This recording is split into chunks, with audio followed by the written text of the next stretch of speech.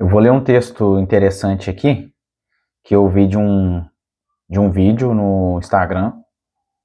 O nome do perfil é Luiz Sato Oficial.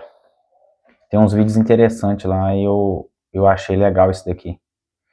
Ele começa o vídeo falando assim, ó: uma criança que nasce hoje na Noruega já nasce com 2 milhões de reais guardado em nome dela. Uma criança que nasce aqui no Brasil já nasce devendo a nossa dívida pública.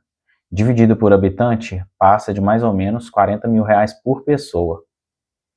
É o mesmo planeta, no mesmo dia. De um lado tem um bebê nascendo sócio, do outro tem um bebê nascendo devedor. E não foi sorte. Em 1969, a Noruega achou o petróleo no Mar do Norte. Qualquer governo já teria torrado esse dinheiro. Eles fizeram o contrário, botaram tudo num fundo, investiram fora do país e travaram uma regra muito simples. Isso que eu achei muito interessante. Eu assisti um vídeo também do Raul Senna no YouTube, ele falando sobre essa questão. Foi até no domingo antes do jogo, né? Aproveitando esse hype aí do jogo do Brasil e Noruega, que foi eliminado, né, na Copa. Eu tava pensando sobre isso, e aí hoje eu vi esse vídeo. O Raul Senna também falou basicamente isso. Ele falou quase do mesmo assunto, só que ele falou coisas diferentes. E aí eu vou continuar aqui o texto do Luiz Sato. Ele fala o seguinte: daquela questão, se fosse outro governo já teria gastado tudo. E a regra que eles criaram para não gastar. Só pode gastar o rendimento. Então eles só gastaram o rendimento do valor que eles ganharam lá quando eles descobriram o petróleo, né? Ninguém toca no principal. Então no capital ninguém toca. O governo entra, o governo sai, faz mais de 30 anos e ninguém mexe nesse dinheiro. E o resultado? Esse fundo passou de 2 trilhões de dólares.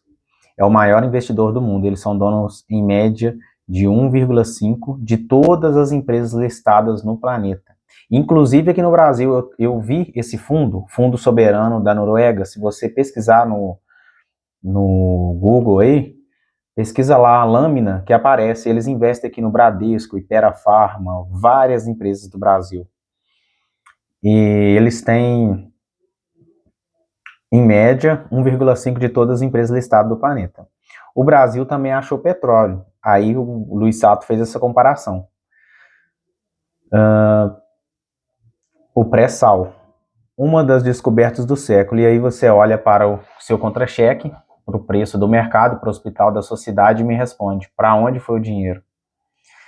Talento a gente sempre teve, aqui, dentro e fora de campo. Aí ele falou sobre o jogo, né? O que a gente nunca teve é quem cuidasse do cofre. Aí ele finalizou o vídeo falando assim: então me responde aqui nos comentários, o Brasil é um país pobre ou um país rico, mal administrado? Eu faço essa pergunta para vocês aí. Vocês podem botar nos comentários aí o que vocês acham.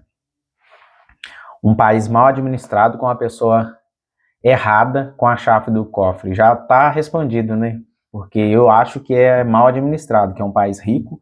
Se você for comparar, principalmente na questão de recursos naturais, com a Noruega, o Brasil tem muito mais recursos naturais, né? Petróleo, minério, tem muita coisa no Brasil. E nós não saímos do lugar, né? O país não cresce. Se você for parar para pensar também, a gente, cada ano que passa, o país arrecada mais, né? Bateu recorde de arrecadação esse ano. E você não vê que não evolui nada em infraestrutura, não temos nada aqui. Né? Na verdade, o país só piora. Ele está com 85% da população endividada. Nos últimos 3 anos, se eu não me engano, eu vi uma notícia agora recente, falando que a população de rua dobrou. Então, lá na Noruega, eles usam 3% do rendimento do fundo que eles têm e o país só melhora. Eles investem em infraestrutura, saúde, tudo, e o país só melhora. E aqui no Brasil, nada funciona. A gente arrecada e o país não cresce. Aí depois eu fiz aqui umas anotações aqui. O texto tem um bom gancho e prende atenção, mas aí eu coloquei aqui umas coisas que existe uma regra lá, né, que eles seguem. Aqui no Brasil não existe isso. Entra um governo, entra outro, não existe planejamento de longo prazo. E aí, puxando para o lado pessoal, né, se é que fica as lições para a gente, no dia a dia, o que, que a gente deve fazer? A gente não deve gastar o nosso dinheiro todo, não deve gastar o capital do nosso dinheiro, e você sempre tem que investir, principalmente fora do seu ramo. Por exemplo, a Noruega, ela tem a questão lá do o que é famoso lá, né, é a pesca, essas coisas assim. Se eu não me engano, é o salmão, né, que lá é muito famoso. Eles investem fora do país deles. Então, o Fundo Soberano da Noruega, eles investem a maioria do dinheiro, principalmente nos Estados Unidos também. Eu estava vendo que o Raul Sena falou sobre isso. Eles diversificam, né? E eles não gastam o capital, vivem do rendimento. Então, se você preservar um dinheiro que você tem e usar uma parte do seu rendimento e diversificar, quem sabe também você não tenha sucesso igual o país teve, né? Levando para o lado pessoal aí, isso é uma lição que a gente pega pra gente.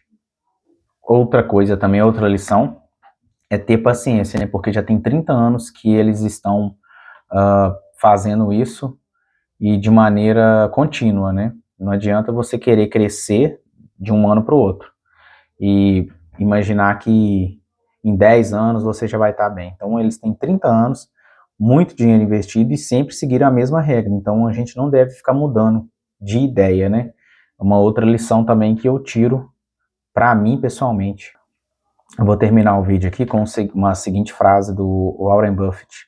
Ele diz: alguém está sentado na sombra porque alguém plantou uma árvore há muito tempo.